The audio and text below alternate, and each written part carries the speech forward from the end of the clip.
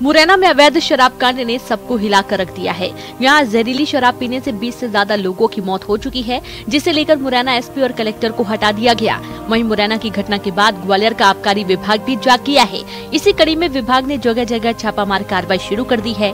आबकारी विभाग ने ऐसी कई ठिकानों पर छापामार अवैध तरीके से बनाई जा रही शराब को नष्ट किया है। आबकारी विभाग ने नया गांव और पनिहार में कच्ची शराब के अड्डों पर छापा मारकर 6 लाख रुपए कीमत की कच्ची शराब जब्त की है। आबकारी पुलिस ने अवैध शराब बनाने का सामान भी जब्त किया है। आबकारी विभाग की कार्रवाई अभी लंबे समय तक चलने की बात कही गई है।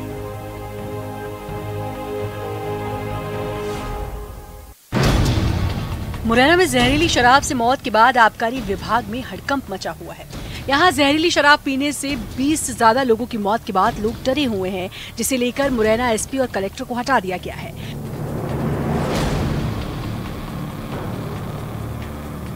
वहीं मुरैना की घटना के बाद शिवपुरी का आबकारी विभाग भी जाग गया है।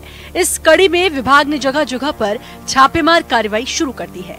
आबकारी विभाग ने ऐसे कई ठिकानों पर छापा मार कर अवैध तरीके से बनाई जा रही शराब को नष्ट कर दिया है।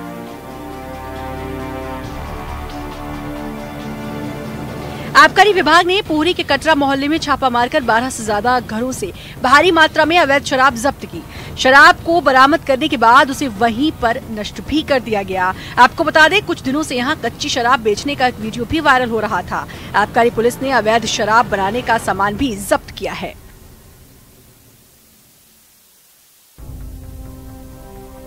कोरोना वैक्सीन को लेकर प्रदेश वासियों का इंतजार खत्म हो गया। भोपाल में बुधवार को फ्लाइट के जरिए कोरोना वैक्सीन के 94,000 डोज लाई गई। राजा भोज एयरपोर्ट के पुराने टर्मिनल के पास कार्गो टर्मिनल पर कोरोना वैक्सीन के कार्टून उतारे गए।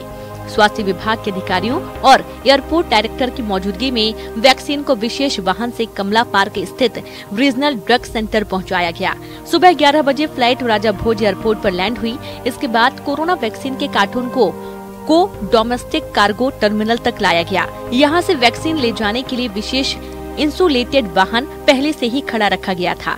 आपको बता दें कि कोरोना वैक्सीन के ये डोज सीरम इंस्टीट्यूट पुणे से मंगाए गए हैं। 16 जनवरी से वैक्सीन लगाने की प्रक्रिया शुरू की जाएगी। पहले चरण में कोरोना वॉरियर्स और फ्रंट लाइनर्स को ये वैक्सीन दी जाएगी। मध्य प्रदेश सरकार ने 26 जनवरी 2021 को गणतंत्र दिवस समारोह के लिए गाइडलाइन जारी कर दी है। पूरे प्रदेश में समारोह धूमधाम से मनाया जाएगा, लेकिन कोरोना वायरस संक्रमण के चलते समारोह में स्कूली बच्चों को शामिल होने की इजाजत नहीं होगी। जिला मुख्यालय की परेड में एनसीसी, स्काउट एवं एनएसएस के कैंडिडेट्स भी भाग नहीं ले सकेंगे। स्वतंत्रता संग्राम सेनानियों और लोकतंत्र सेनानियों का सम्मान उनके घर पर जाकर किया जाएगा। राष्ट्रीय ध्वज राज्य के सभी महत्वपूर्ण शासकीय भवनों और ऐतिहासिक स्थानों पर फहराया जाएगा।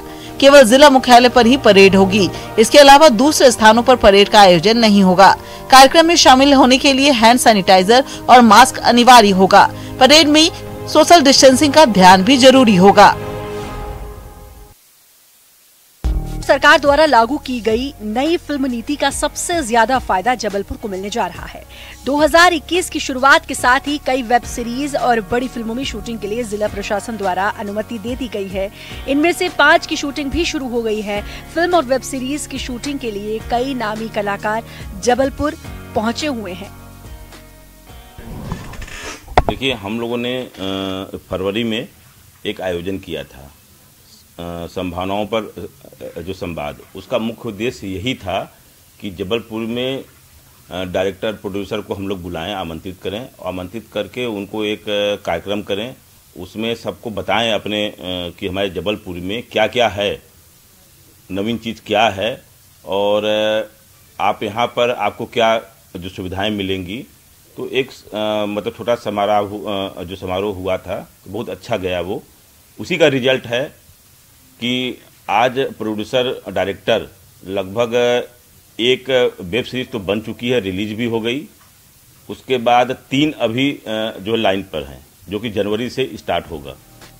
जिला प्रशासन ने इन फिल्मों को शूटिंग की अनुमति देने के लिए सिंगल विंडो सिस्टम लागू किया है, जिसके तहत निर्माता निर्देशक आसानी से 48 घंटे के अंदर शूटिंग की अनुमति प्राप्त कर सकते हैं।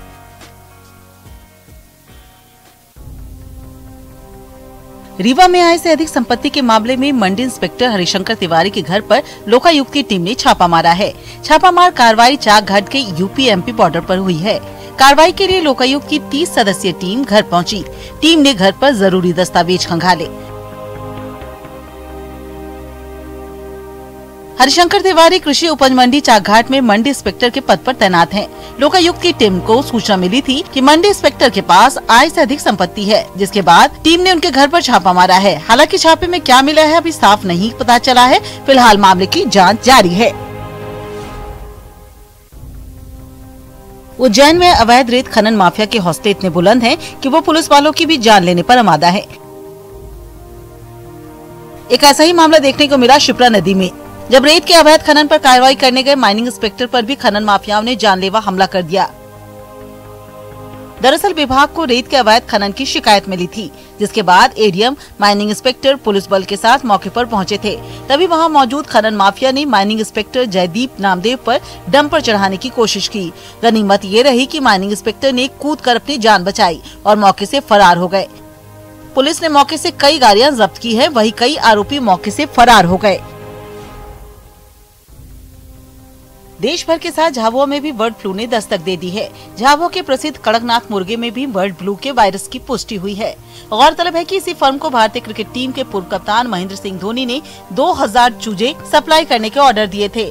झाबुआ थांदला तहसील के रूंडीपाड़ा गाँव में निजी कड़कनाथ मुर्गी पालन क्षेत्र में मुर्गियां बीमार हुई थी, जिनके सैंपल लेकर जांच के लिए भेजे गए थे। जहां जांच में कड़कनाथ में H5N1 वायरस की पुष्टि हुई है।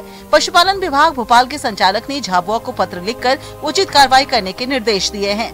बर्ड फ्लू की पुष्टि होने के बाद पशुपालन विभाग की टीम गांव पहुंची है। मुर्गी पालन क्षेत्र और उसके 1 किलोमीटर के दायरे को संक्रमण मुक्त करने के साथ साथ सभी जीवित और मृत पक्षियों को जमीन में दफनाया जा रहा है। इसके साथ ही अंडे भी नष्ट किए जा रहे हैं।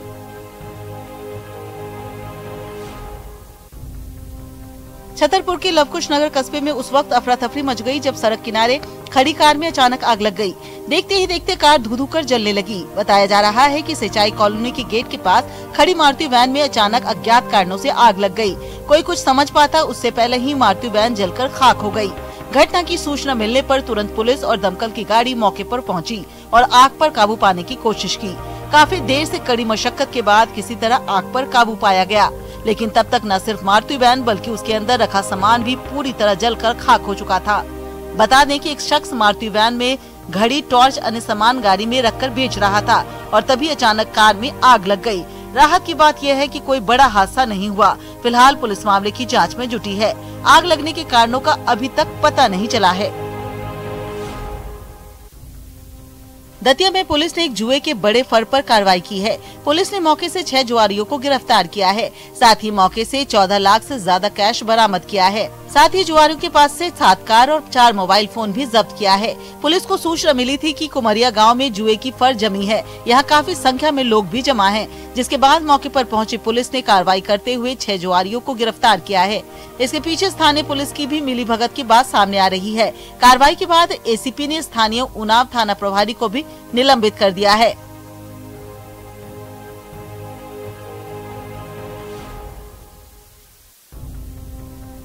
यदि आप गाड़ी रखने और चलाने के शौकीन हैं तो खबर आपके लिए बेहद जरूरी है, क्योंकि आपकी गलत पार्किंग करने की आदत आपकी जेब पर भारी पड़ सकता है। क्योंकि नो पार्किंग जोन में गाड़ी रखने पर आपको भारी इंसल्ट का सामना करना पड़ सकता है। राजधानी रायपुर के नो पार्किंग एरिया में यदि आप अपने वाहन खड़े करते हैं तो उसे हटाने के लिए न सिर्फ अलार्म बजेगा बल्कि अनाउंसमेंट भी होगा। वाहन चालक जब तक अपना वाहन नहीं हटाएगा तब तक यह अनाउंसमेंट होता रहेगा। कहा जाता है कि स्मार्ट राजधानी की यातायात पुलिस अब पूरी तरीके से हाईटेक होकर काम करने में जुड़ गई है। डिवाइस लगाने के लिए स्थानों की पहचान कर ली गई है। बैरसिया कलेक्टर अविनाश लवानिया का नया रूप देखने को मिला जब कलेक्टर गरीब बच्चों से मिलने पहुंच गए। जब कलेक्टर साहब बच्चों के बीच पहुंचे तो बच्चों ने भी कह दिया कि हमें आपकी तरह बनना है, जिसके बाद कलेक्टर ने भी बच्चों से एक एक करके सवाल करने शुरू कर दिए, जिनके जवाबों से खुश होकर कलेक्टर ने बच्चों को 100-100 रुपए का इनाम भी दिया। बच्चों को पैसों के साथ पेन का उपहार भी दिया गया। कलेक्टर ने एक बच्चे को पहाड़ा सुनाने पर बच्चे को न केवल अपना पेन दिया बल्कि उसे गले भी लगाया। दरअसल अविनाश लवानिया बैरसिया के खाता खेड़ी गांव का निरीक्षण करने पहुंचे थे। जिले के प्रत्येक ग्राम पंचायत में मां की पाठशाला का कार्यक्रम भी शुरू किया गया है, जिसमें स्कूल बंद होने पर भी ग्राम पंचायत भवनों में बच्चों को बेसिक शिक्षा के लिए मां की पाठशाला में पढ़ाया जा रहा है, जिससे बच्चों का पढ़ाई में मन लगा रहे।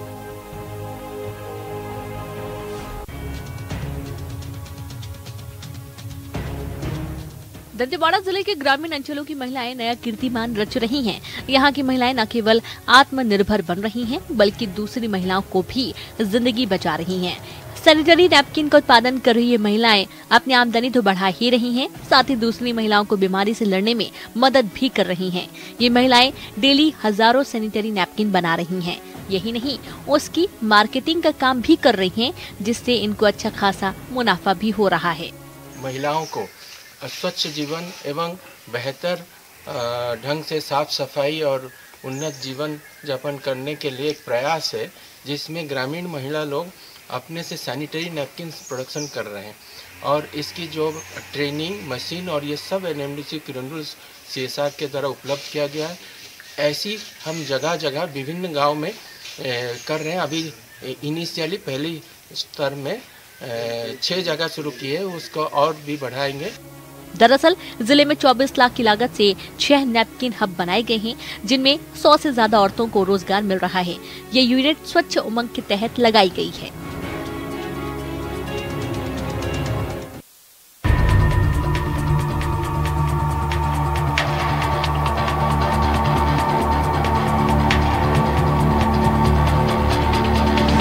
गरियाबंद के गोरापदर जिला सहकारी बैंक के खिलाफ लोगों ने हल्ला बोल दिया है। बैंक कर्मियों की अवैध वसूली से परेशान होकर किसानों का गुस्सा फूट पड़ा। करीब 20 गांवों के 800 किसान इकट्ठा हुए और बैंक पे हंगामा करना शुरू कर दिया।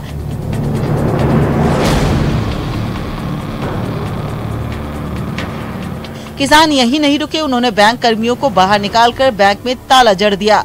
मामले की सूचना जिला पंचायत अध्यक्ष स्मृति ठाकुर को हुई तो वो भी वहां पहुंची। किसानों का गुस्सा देखकर सभी बैंक कर्मियों को ट्रैक्टर पर बैठाकर थाने पहुंचाया गया, जहां किसानों की शिकायतें सुनी गई और उचित कार्रवाई का आश्वासन दिया गया।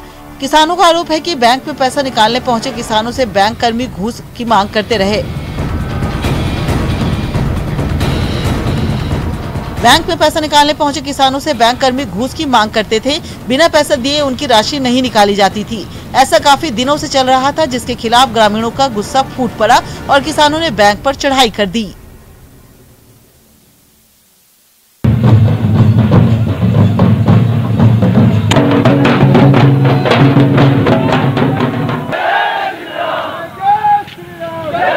जशपुर में भगवा पद यात्रा निकाली गई। ये विशाल पद यात्रा बगीचा के हर्रा डिपा से शुरू हुई और जिला मुख्यालय पहुंची। रैली में हजारों की संख्या में विशेष पिछड़ी जनजाति, पहाड़ी कोरबा जनजाति के लोग पारंपरिक वेशभूषा, हथियार और ढोल नगाड़ों के साथ शामिल हुए। पद यात्रा के जिला मुख्यालय पहुंचने पर इस पद यात्रा का भव्य स्वागत किया गया। ये भगवा पद यात्रा माँ भगवती के प्रांगण से निकला हुआ है और सामान्य दीवान साहब का उद्देश्य है कि 70 साल से श्री राम जी का मंदिर अयोध्या में नहीं बन रहा था और अभी हमारे हिंदू के पक्ष में आया है। उसी खुशी में ये भगवा पद यात्रा पूरे जिले में निकाले हुए हैं। मैं तो उनका अनावरण का चाह रहा हूँ, जल्दी से जल्दी हो जाए। मैं माननीय कलेक्टर महोदय को भी पत्र अपने सन्मान सिंह के दरबार से लिख चुका हूँ। इस पदयात्रा की शुरुआत करीब 1 महीने पहले बागीचा तहसील से हुई थी। ये पदयात्रा अयोध्या में भगवान श्री राम के भव्य राम मंदिर के निर्माण के उत्साह में निकाली गई थी। ये पदयात्रा करीब 150 किलोमीटर की थी। पदयात्रा छत्तीसगढ़ और झारखंड की सीमा पर स्थित शंख नदी में भगवा ध्वज लहराने के साथ खत्म होगी। ओडिशा के भुवनेश्वर से हैरान कर देने वाली एक तस्वीर सामने आई, जिसमें एक चलती बस में शॉर्ट सर्किट की वजह से अचानक आग लग गई। बताया गया कि जिस वक्त बस में यह आग लगी उस समय उसमें करीब 30 यात्री सवार थे, जो आग लगते ही अपनी जान बचाकर बस से बाहर निकल आए। इन लोगों ने बस को अपनी आंखों के सामने आग के गोले में बदलते देखा। बस से आग की ऊंची ऊंची लपटें उठ रही थी। बस पूरी तरह आग की जद में आ चुकी थी। उससे धुआं उठ रहा था। ऐसे में उसके आसपास मौजूद लोगों को वहां से दूर कर दिया गया और इस घटना की जानकारी मिलने के बाद वहां पहुंची फायर ब्रिगेड की टीम अपने काम में जुट गई। दमकल कर्मियों ने कुछ देर में आग को बुझा भी लिया, लेकिन जब तक आग शांत हो पाई, बस की सूरत पूरी तरह बदल चुकी थी। गुजरात के वडोदरा में एक लड़के ने ऐसा अनोखा रोबोट बनाया जो किसी परिंदे की तरह आसमान में उड़कर निगरानी कर सकता है। 20 साल के प्रिंस ने दावा किया कि ये रोबोट विमानों को लैंडिंग और टेक ऑफ के वक्त पक्षियों से टकराने के खतरे से बचा सकता है, क्योंकि इसकी डिजाइन हुबहू बाज जैसी है, जिसे आसमान में देखकर दूसरे पक्षी डर कर दूर भागने लगेंगे। और सिर्फ आकार ही नहीं बल्कि उसमें दहशत से भर देने वाली बाज की आवाज भी फिट की गई। जैसा ये बटन दबाते हम तो इधर से साउंड आता है।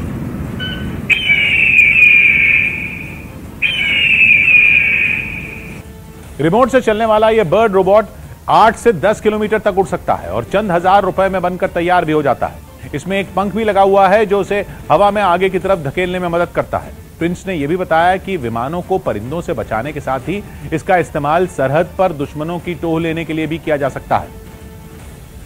साउंड इसमें से निकलेगा जिससे ओरिजिनल बर्ड दूर चले जाएंगे एयरपोर्ट से। सामने आई कुछ तस्वीरों में दिखा कि कैसे प्रिंस ने पहले उसके नट बोल्ट जोड़कर उसे एक मुकम्मल रोबोट की शक्ल दी और फिर उसे आसमान में छोड़ दिया। इसके बाद वो हूबहू किसी परिंदे की तरह ही हवा में कलाबाजी करने लगा। पिछले साल अगस्त में अमेरिका के केनोशा शहर में अफ्रीकी मूल के एक नागरिक पर गोलियां चलाने वाले पुलिस अफसर को राहत मिली तो लोग फिर सड़कों पर उतरे। पिछले हफ्ते वहां के सरकारी वकील ने आरोपी पुलिस वाले पर कोई चार्ज नहीं लगाने का फैसला किया था, जिसके बाद वहां के लोगों के मन में 4.5 महीने से दबा गुस्सा दोबारा बाहर निकला है।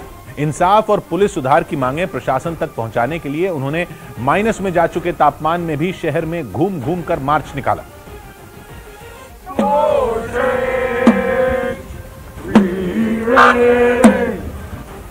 प्रदर्शनकारियों ने आरोपी पुलिस वाले को नौकरी से बर्खास्त करने की मांग भी की।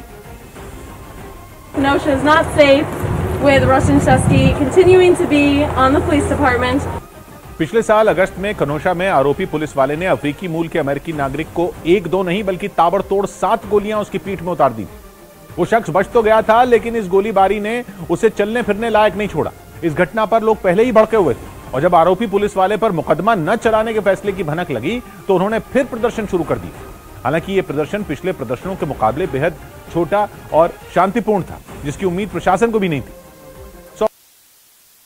गुजरात के गिर सोमनाथ से एक हैरान करने वाला वीडियो सामने आया जिसमें एक कुत्ता शेर से मुकाबला करता दिखा। कुत्ते और शेर के बीच की लड़ाई का ये वीडियो जंगल सफारी के दौरान कुछ सैलानियों ने कैमरे में रिकॉर्ड कर लिया, जिसमें दोनों एक दूसरे पर हावी होने की कोशिश करते दिखे। इसके बाद शेर ने कुत्ते को शिकार बनाने की कोशिश की। कुछ ही देर में शेर ने उसे जमीन पर पटक दिया, लेकिन इससे पहले कि शेर कुछ कर पाता वो कुत्ता फिर खड़ा हो गया और उससे भिड़ गया। कुछ देर की लड़ाई के बाद वो भौंकता हुआ वहां से निकलने लगा, लेकिन थोड़ी दूर जाकर वो रुक गया और मुड़कर फिर शेर को ललकारा। शेर को भी गुस्सा आ गया और वो धीरे धीरे शिकार की तरफ बढ़ने लगा। उसने दहाड़ मारकर उसको पीछे धकेलने की कोशिश की, लेकिन हैरानी तब हुई जब पीछे हटने के बजाय शेर पर ही उसने हमला बोल दिया। शेर को डराकर वो कुत्ता बड़े आराम से जंगल में घूमने निकल गया। अमेरिका के टेक्सास में बर्फीले तूफान ने लोगों की परेशानी बढ़ा दी। भारी बर्फबारी की वजह से वहां के कई इलाकों में हालात काफी बिगड़ गए, क्योंकि आसमान से बरफती बर्फ ने वहां सब कुछ ठप कर दिया। बर्फीले तूफान की सबसे ज्यादा मार वहां के रास्तों पर पड़ी। तेज हवाओं और भारी बर्फबारी की वजह से सड़कों पर दिखना बंद हो गया। रास्तों पर इतनी फिसलन पैदा हो गई कि उन पर गाड़ियों को दौड़ाना किसी खतरे को दावत देने जैसा नजर आया। मौसम के इस बिगड़े मिजाज से वहां ठंड भी काफी बढ़ गई। आसमान से बरसती सफेद आफत ने लोगों को उनके घरों में कैद होने पर मजबूर कर दिया। वहां के मौसम विभाग ने जरूरत पड़ने पर ही लोगों को घरों से बाहर निकलने की सलाह दी, क्योंकि आने वाले कुछ दिनों तक वहां मौसम की मार